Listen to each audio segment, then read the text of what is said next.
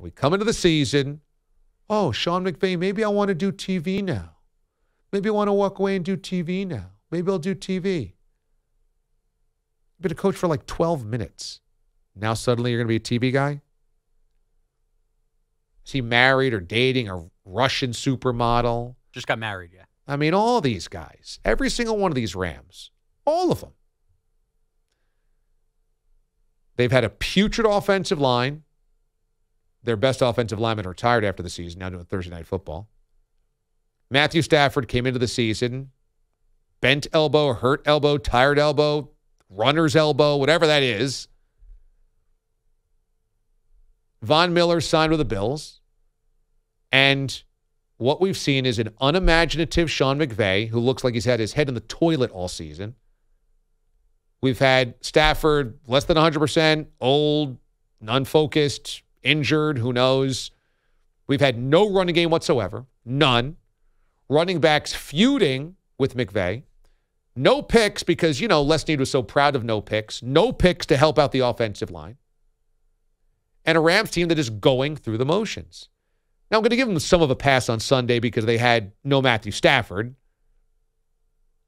At the same time, the Cardinals had no Kyler Murray and beat you. So you were both without your starting quarterbacks, and Colt McCoy looked far better than anything that the Rams trotted out there. And I'm looking at this going, this might be the worst Super Bowl defense that we have ever seen. They are 3-6, and they just lost to Colt freaking McCoy. The Rams will play at Arrowhead in a couple of weeks. They will be home to the Seahawks. They have to go to Lambeau. They got to go to the Chargers, although that's a home game for them. And they've got to go to Seattle. They probably have 11 losses on the season, which would mean a 6-11 defending Super Bowl champion. It's going to be best 7-10, could be a 5-12. And I started looking at the numbers and started looking at the history. We've never seen a defending Super Bowl champion this bad. Because at the very least, the Rams brought back their starting quarterback. In my years watching the NFL, I think you could make the case that at the very minimum of the last 30 years, this is the worst Super Bowl defense we have ever seen. You might want to dial back to the 87 Giants, who began the year 0-5. But they were 0-2, and then the strike happened. And they had 3 games with a replacement player, so do you even count that? If you start 30 years ago, 1992, the only other team that compares this poorly to the 2022 Rams is the 99 Broncos. But the 99 Broncos lost John Elway in the offseason. He retired.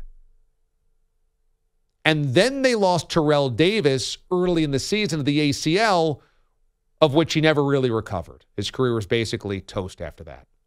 So they lost their 2 best players, one to retirement, one to injury early in the season, and went 6-10. That's the only comp here. Here's the other bad Super Bowl defenses. The next worst would be the 03 Bucks, who went 7-9. That was a bad defense, but their defense actually was pretty good that year. Sapp, Lynch, Brooks, Barber, they were still all there. I think Simeon Rice was still there.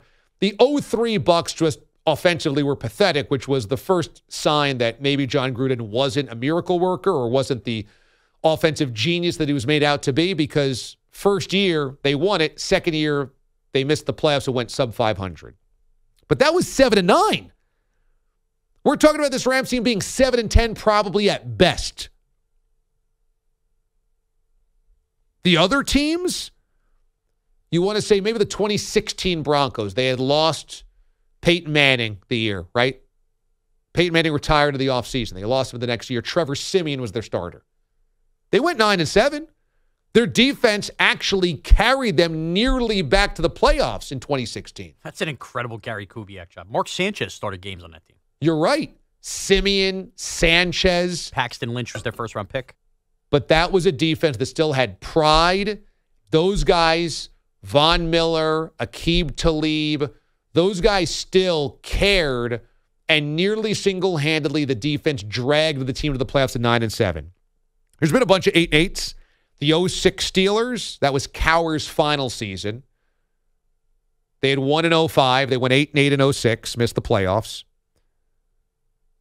The 2013 Ravens, after Joe Flacco's remarkable January the year before, went 8-8. And the 91 Giants had lost Bill Parcells to retirement for the first time, and Ray Handley was their head coach, and they went 8-8. We've never had a defense this pathetic of a Super Bowl.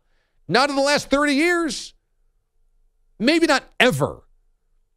If you wanted to dial in any team that was as embarrassing as this, you'd have to go back 40 years to the 82 Niners, who won the Super Bowl in 81, and in 82 crashed and burned. I think they were 3-6 or something. But again, that was a strike season, 82. So they didn't even get a full season to defend their Super Bowl. And it was a bunch of young guys that had suddenly won.